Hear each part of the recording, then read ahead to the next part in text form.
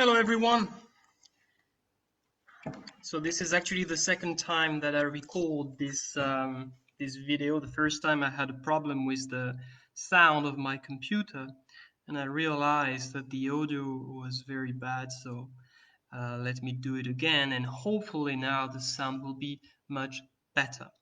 So I initially announced that today's Facebook Live was going to be about the multipliers effect, but I still need more time to prepare some additional content to walk you through this very important topic of macroeconomics. So for today, instead, I decided to share with you something that is actually not available on my website. This is something that I do with my students on the very first lesson, the very first time they study economics. And I find it very useful to motivate the use of some tools such as diagrams and mathematics in economics. And the main objective is to convince the students that we have to be careful whenever we rely on our intuition. Sometimes we feel the solution, we have the intuition of the solution, and we may be right, but we may also be wrong, simply because our intuition is limited. And that is the reason for which we use tools such as diagrams and mathematics, formal analysis, in order to be able to go beyond the limitations of our intuition.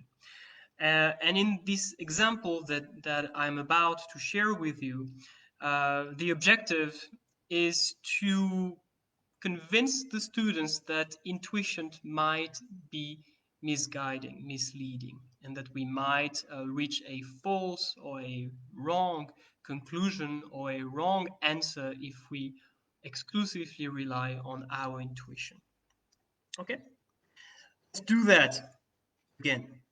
So, in this very simple example, I am interested in the FTSE, the Financial Times Stock Exchange 100 Index, which is just a share index that uh, is made of the top 100 companies that are listed on the London Stock Exchange. By top companies, I mean the ones with the biggest market cap or the highest market cap.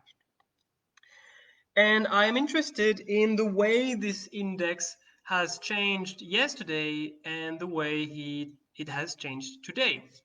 And the only thing I know is that yesterday this index rose. The values, the exact values don't really matter. Okay, let's just focus on that. Yesterday it rose. So the closing value was higher than the opening value. I think the London Stock Exchange opens at 8 a.m., which means that trade transactions can take place after 8 a.m. and I believe it closes at 4:30 p.m. So after that, all transactions must stop. Okay, so yesterday the FTSE rose. Good news. But today it fell. Same thing. The exact values don't really matter. We only know that it fell today.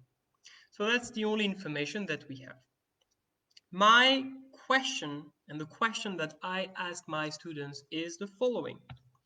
How likely is it that the FTSE 100 index, or the FTSE, so this index value, stands at least once, could be several times, but I just want to know at least once, at the exact same level, so at the exact same number of index points, at the exact same time of each day. So it could be 4:32, oh no, not 4:32, 2:52 p.m., for example. Okay, just same time, could be the same minute, it could even be the same second. If we want to be even more precise, let's say at the exact same second of each day. So for example, 2:52 in the afternoon and 43 seconds, something like that. So what is the probability? It is very likely that the FTSE will have the exact same value at the exact same time of the day. Is this impossible? Probability of 0. Is this unlikely or very unlikely? Very low probability. Is this likely? High probability. Or is this certain? Very probability of 1. Certain event. Well, I don't know what you think about that, but the first thing that my intuition would tell me is that it's either impossible or very, very, very unlikely. And this is what most of the students respond or answer when they face this question, because it is intuitive. It seems unlikely, if not impossible. But the answer is actually D, dog.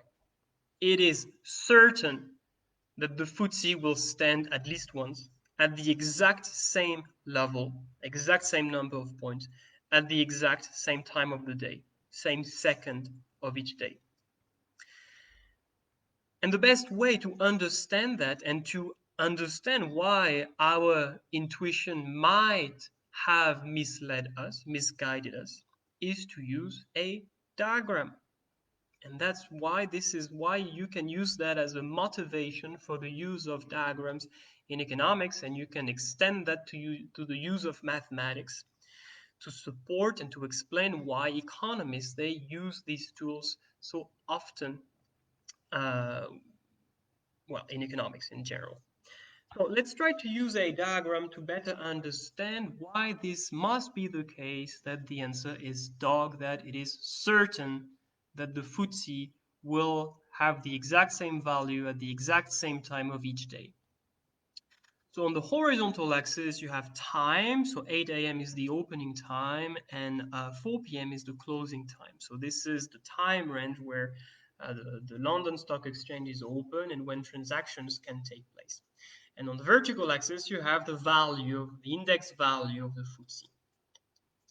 The only thing we know about day one, about yesterday, is that it closed up. Again, the values, they don't really matter, but I did give some values in the question, so we can just copy these values. So from 7,500 index points to 7,512 index points. So this is the opening value and this is the closing value.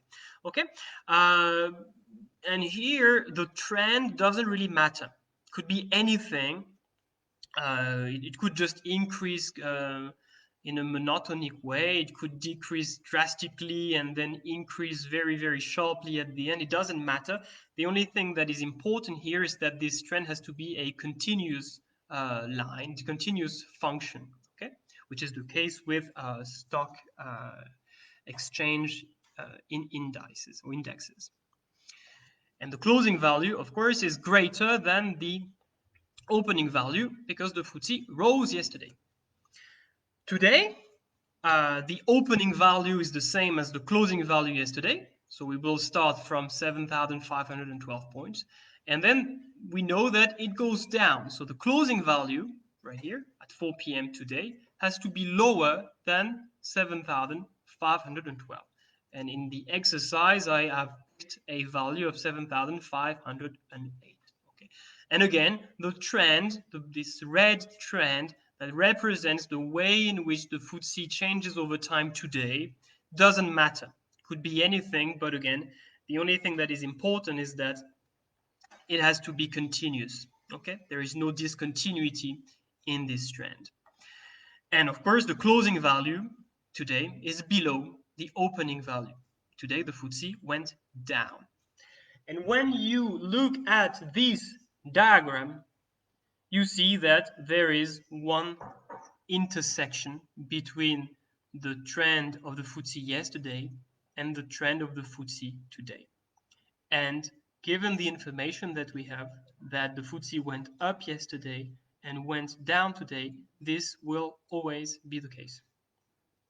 It is impossible to draw these two trends, blue trends and red trends, without having at least one point of intersection. You can try if you want, but it is impossible. This is a direct consequence of the intermediate value theorem in mathematics. So let's have a look at this point of intersection. So this point of intersection takes place at one particular time of the day. So for example, 1:34 p.m. You see that at that time today, and at the same time yesterday, the FTSE had the exact same value. For example, 7,505 index points. So you see that, and I only used minutes, but I could even add seconds. Of course, it doesn't matter. I could be as precise as I want, but you see that indeed at the exact same time of each day, today and yesterday, the FTSE had the exact same value. So it is certain that this will happen. In this diagram, I only represented one point of intersection. There could be several, of course, but the question was at least once. And we know that this must happen at least once. So you see, our intuition is very limited. It can be misleading. So we have to be careful, and we have to rely on tools such as diagrams or mathematics, equations, for example, to be able to go beyond, to see beyond the limitations of our intuition, and to be able to engage in a deeper economic analysis and to uncover some effects, some relationships that we would not be able to suspect if we only relied on our intuition. I like this example. I think it's a good way to motivate your economics lesson, and in particular to motivate the use of diagrams and mathematics. This PPT is not available on my website, so if you are interested in using it, you can just send me a message and I'll be happy to share it with you. Okay, that's all for today, and hopefully this time the video and the audio work. I hope so. I'll check. So yeah, that's it for today. Thanks everyone. Have a nice evening and talk to you soon. Bye bye.